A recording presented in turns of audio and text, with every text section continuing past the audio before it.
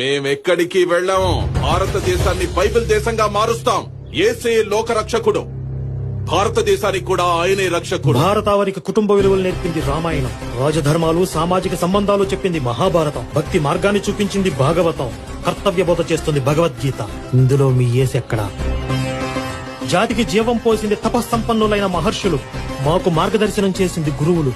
బుద్ధికి పదును పెట్టింది ఈ మట్టిలో పుట్టిన తత్వవేత్తలు. ఇందులో మీ యేసెక్కడా? రాక్షస మోకలు చెలరేగినప్పుడు ఎదురొడ్డి పోరాడింది మహావీరులు. భరతమాత బానిస సంఖ్యలను తెంపింది స్వతంత్ర సమరయోధులు. ఇందులో మీ యేసెక్కడా? చరిత్ర మాది, పోరాటం మాది, బ్రతుకు మాది, భవిత మాది. ఇందులో మీ యేసుకి ఎలాంటి సంబంధం లేదు. యేసును ఒక మంచి మనిషిగా గౌరవిస్తాం, కానీ దేవుణ్ణి చేసి మా నెత్తి మీద రుద్దాలని చూస్తే మాత్రం ఆ రోజు యూదులు చేసిందే ఇప్పుడు మేము చేయాలి.